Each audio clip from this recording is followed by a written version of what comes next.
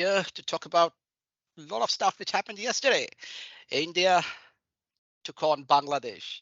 Well, my two mates here, Rahul and Yogesh, did say that's going to be an easy game. I did give a bit of a different view, said it's going to be even Stevens, but they proved me wrong, and I'm happy to take that.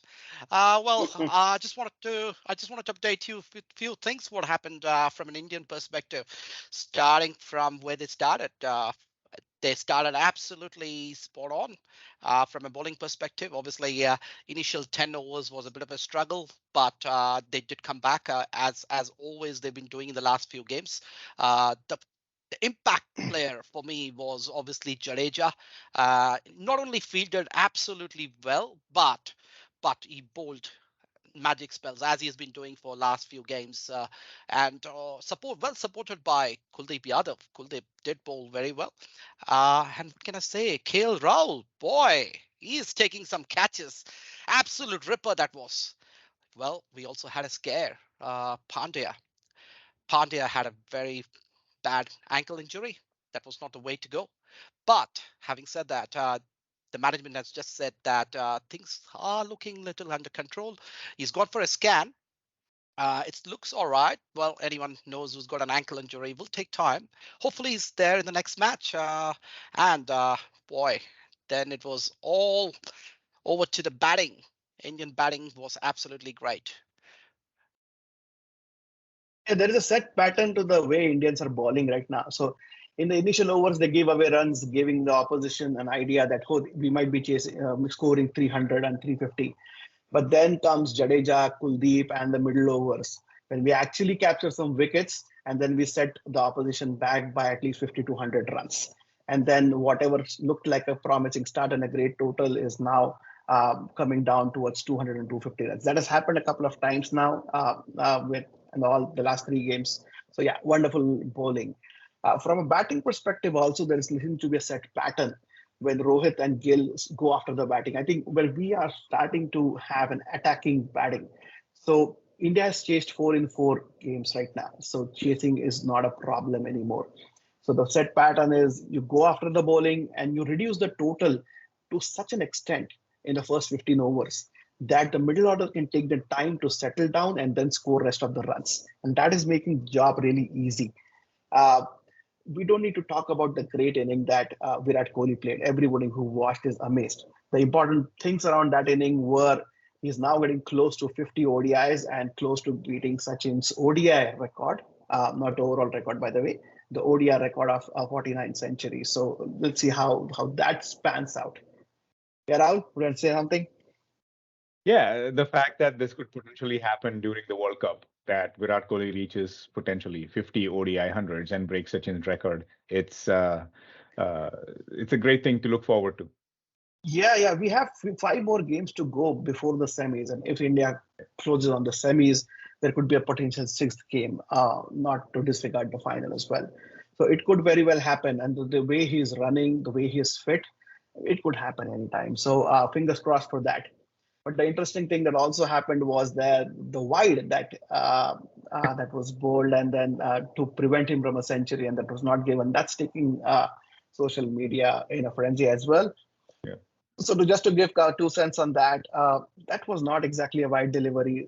There is a rule that once the batsman moves from the initial batting position after the ball is released by the bowler, then that previous batting position is still considered as the line of the batsman, and that's what one main reason why it was not given a wide. Kohli did move forward, and secondly, Kettleboro is not dumb enough to understand that Mushfiqur Rahim did tell the bowler to bowl a wide. So for all those reasons, although there is a lot of hue and cry over it, that was still a legitimate delivery. And he should be allowed to play a few dot balls and not run those singles in order to get a century. I mean, he had scored 90 odd runs and trying to get there. So it's an important milestone. India could afford to be in that position right now. So it was a great win. So yeah, Iyer and Gill, I think those two guys, one might say they might have thrown away their wickets, but if those chances would have been converted, those could have been boundaries. So it was okay to take those chances at that point in time. It did not work out. It doesn't work out all the time. So let's cut them some slack and allow them to play that game until we are winning. It's all good. Uh, but I also want to get Shankar to know from you the status about Shardul Thakur. People are saying Shami should have played. Some people say Ashwin should have played. There is a lot hue and cry. I still think Shardul Thakur is just lucky for the team. He's the lucky mascot. He balls those cutters. He goes away for runs all the time. That's not new, but he's a lucky mascot. What's your take on that? I feel Shardul will be on an extended period here. Yeah, he's already got an extension for many years for now. He's like a lucky charm for us for sure.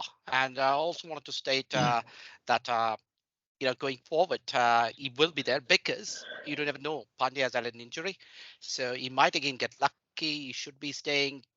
Sky again, Rahul's guy might come in, but I don't think so. He can replace Shreyas Iyer because Shreyas Iyer is a middle order batsman, whereas Sky is one who really goes about the last 15 overs. So I don't think so there could be any replacement. Shardul will stay, mate. Unless it's an absolute spinning track, that's when Ashwin will come into play. That's a clear policy from Rahul Dravid.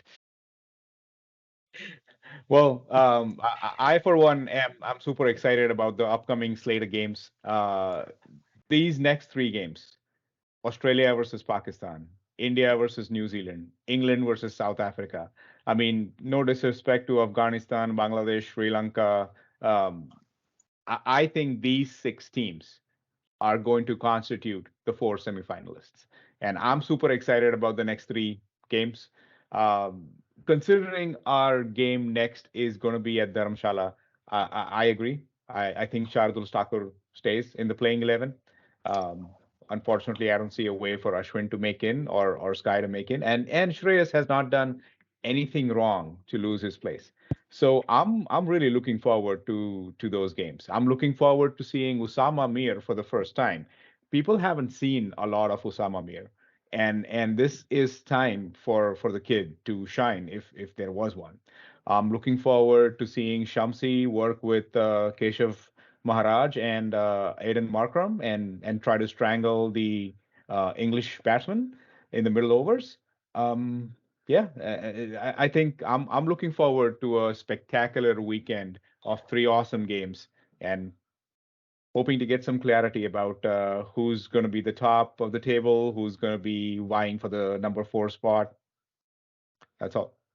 Rahul, Do you from think South Africa could maintain their winning run? They lost the game to Dutch, but they seem to be in great form before. I think so. I think I'm betting on South Africa winning that game. From an England perspective, do you see Ben Stokes and Moeen Ali coming in instead of I think Liam Ben Stokes Livingstone? definitely comes in. I mean, he has to, unless if he's not fit, that's a different situation. But Ben Stokes has to come in. England are looking down the barrel right now, and if not now, then when? Or Moeen Ali. It could be Brook. I have a feeling Harry Brook. Harry Brook is going to be a tough one because he's one guy who's exceptionally talented and he's the one who scored in the last game. I believe there could be a toss between Liam Livingstone. Again, this is a tough one. Liam Livingstone does give you that leg spin, off spin, whatever he does with his spinning combination. He does mix it up very well. So I do believe, but Ben Stokes is going to come in. So I don't know where England is going to pull it. Yeah, but because Ben Stokes doesn't bowl anymore, he's just a batsman, pure batsman. So it could be somebody who's playing as a batsman. But I think Livingstone seems to be the right choice. He's anyway a T20 player, not a one-day player. So I'm even more excited from an Australian perspective. Travis Head coming not for this game, but he's there. And that's a big plus from an Australian perspective. I'm looking forward for his scores. And I'm also expecting the GOAT, Steve Smith, come into party today. Come on, right? You got to do it. You got to kill it today. If this is the big game, and I'm sure he does it. This is a time. And an interesting statistic to close it out for today. In the year 2023, Pakistan has hit 0 sixes in the first 10 overs. And so Bangalore being a very small ground, they would want to capitalize and improve that statistics because Australia is going to do that.